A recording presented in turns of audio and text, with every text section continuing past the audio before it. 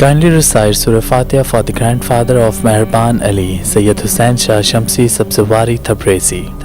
اللہ کے رسول نے اللہ کی دربار میں ہاتھوں کو اٹھا کر یہ فرمایا، اے میرے اللہ، تو نے مجھے اپنے دین کو پھیلانے کے لیے منتخب کیا ہے۔ اے میرے اللہ، مجھے اس دین کا محافظ عطا فرما، مجھے میرا بھائی عطا فرما۔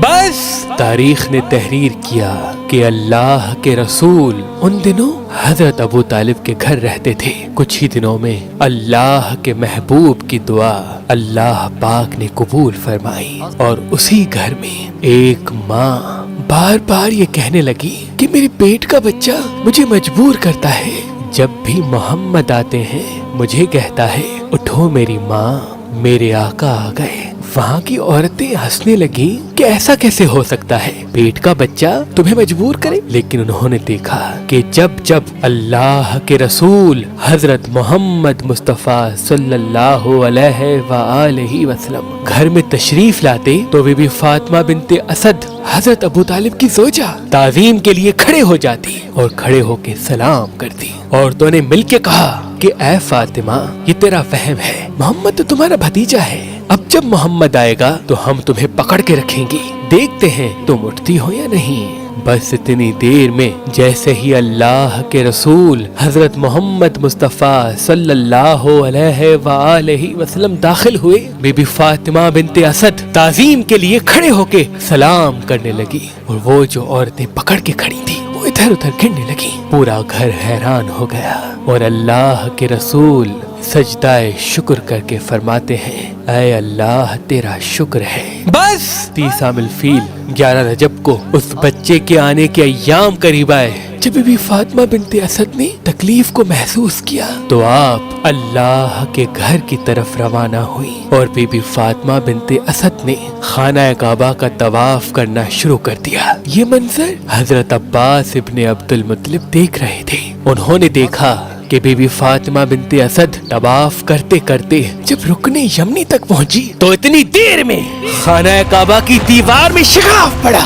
اور وہ شگاف اتنا تھا کہ ایک انسان اس میں اندر جا سکے۔ حضرت عباس ابن عبد المطلب نے دیکھا کہ بی بی فاطمہ بنت اسد خانہ کعبہ کی ٹوٹی ہوئی دیوار میں اندر چلی گئی، اور پھر سے وہ دیوار ملنے لگی۔ حضرت عباس ابن عبد المطلب نے جب یہ منظر دیکھا تو وہ پریشان ہو گئے، وہ ادھر ادھر بھاگنے لگے، لوگوں کو بتانے لگے کہ ابو طالب کی بیوی خانہ کعبہ کے اندر چلی گئی، یہاں تک کہ یہ بات پورے مکے میں ہر خاص و عام کو معلوم ہونے لگی۔ حضرت ابو طالب اور اللہ کے رسول اور سردار مکہ اور قریش کے سارے لوگ خانہ کعبہ کے دروازے کو کھولنے لگے تو کسی سے خانہ کعبہ کا دروازہ نہ کھلے۔ سب لوگ پریشان ہونے لگے، لیکن اللہ کے رسول اور حضرت ابو طالب مطمئن ہو کے بیٹھ گئے۔ تاریخ نے لکھا کہ یہ واقعہ مکے سے پورے عرب میں پھیلنے لگا، اور دور دور سے لوگ کعبہ کی طرف آنے لگے کہ یہ کیا ہو گیا، خانہ کعبہ کے اندر ابو طالب کی بیوی چلی گئی، وہ بھی دیوار سے،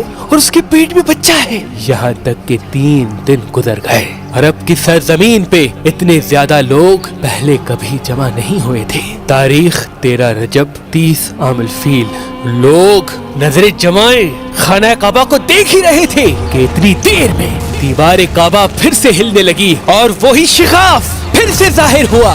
لوگ حیران ہو کے دیکھنے لگے، اور پھر حضرت ابو طالب نے آپ صلی اللہ علیہ وآلہ وسلم سے فرمایا، اے محمد جاؤ دیکھو۔ اللہ کے رسول جب اپنی مبارک قدموں سے اس شگاف سے خانہ کعبہ کے اندر گئے تو دیکھا بی بی فاطمہ بنت اسد کی گود میں ایک نورانی بچہ موجود ہے۔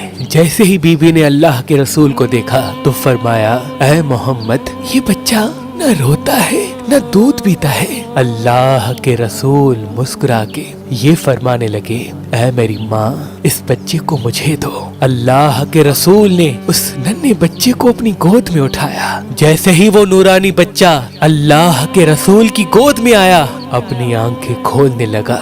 اللہ کے رسول نے اس نورانی بچے کو دیکھا उस नूरानी बच्चे ने अल्लाह के रसूल को देखा। फिर अल्लाह के रसूल ने अपनी मुबारक ज़बान उस बच्चे के मुंह में दी और वो बच्चा अल्लाह के रसूल की ज़बान चूसने लगा।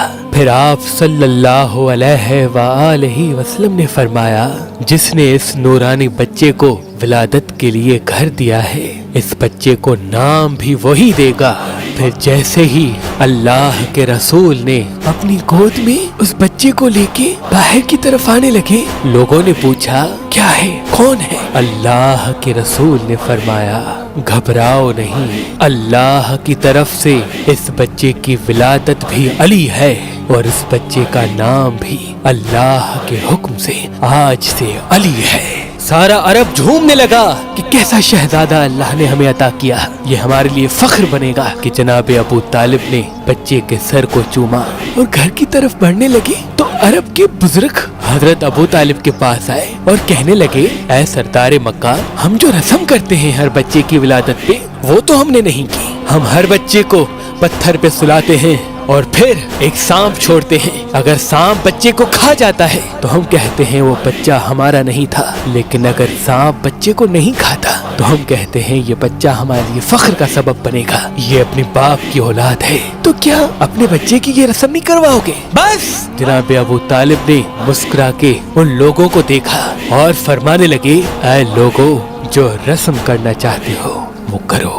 ये कह के हजरत अबू तालिब ने अपने शहजादे को एक पत्थर पे सुला दिया। उन लोगों ने मिलके एक सांप उस बच्चे की तरफ छोड़ा। वो सांप आते आते जैसे ही उस बच्चे के करीब आया, इमाम अली अलैहिस्सलाम ने उस सांप को नन्हे हाथों से पकड़ा और चीर के दो टुकड़ों में तकसीम कर दिया। अरबी में सांप को कहते हैं हैया और किसी चीज को चीर के फाड़ने को कहते हैं दर्रा। लोग दूर से कहने लगे, हैया दर्रा, यानी वो सांप उस बच्चे ने चीर दिया। जो जो सुनता रहा वो कहता रहा, हैया दर्रा, हैया दर्रा। और ये आवाज इतनी बुलंद होने लगी कि फिजा में दूर से हैदर हैदर हैदर सुनाई देने लगी। ये मंजर अभी कायम था कि आपकी वालिदा मोहतरमा ने मुस्कुरा के ये फरमाया कि ये मेरा बच्चा हैदर है, वो शेर जो सांप को चीर दे। आज भी खाना काबा में उस दीवार टूटने का शिगाफ कायम है। तमाम अहल बैत के चाहने वालों को अल्लाह के रसूल के मुहाफिज, अल्लाह के घर में पैदा होने वाले अल्लाह के शेर अली इब्ने अबी तालिब अलैहिस्सलाम की आमद मुबारक। हमारे यहाँ हजारों मेरी ऐसी बहनें और भाई शादी करने की कोशिश तो करते हैं, लेकिन उनके पास एक अच्छा रिश्ता मौजूद नहीं होता। तभी हमने मेहरबान शादी दफ्तर कायम कर दिया है। अगर आप अपने लिए या अपने अजीज व अकारिब में से किसी के लिए एक अच्छा रिश्ता चाहते हैं तो हमसे राब्ता करें। अगर आप पाकिस्तान से बाहर या पाकिस्तान में किसी भी मसलक से ताल्लुक रखने वाला रिश्ता हासिल करना चाहते हैं तो दिए गए नंबर पे कॉल करके अपने लिए एक अच्छा रिश्ता हासिल करें। अगर हमारा नंबर आपको मसरूफ मिलता है तो आप हमारी वेबसाइट meherbanali.com या हमारी एप्लीकेशन जो गूगल प्ले स्टोर और आईफोन ऐप स्टोर पे मौजूद है, वहाँ पे आके अपना फॉर्म फिल करके अपने लिए अच्छा रिश्ता हासिल कर सकते हैं। अल्लाह तमाम मोमिनीन को सलामत रखे। अल्लाह तमाम मोमिनीन को सलामत रखे। अल्लाह तमाम मोमिनीन को सलामत रखे। अल्लाह के रसूल ने फरमाया, ज़कात देने से इंसान के पिछले गुनाह माफ होते हैं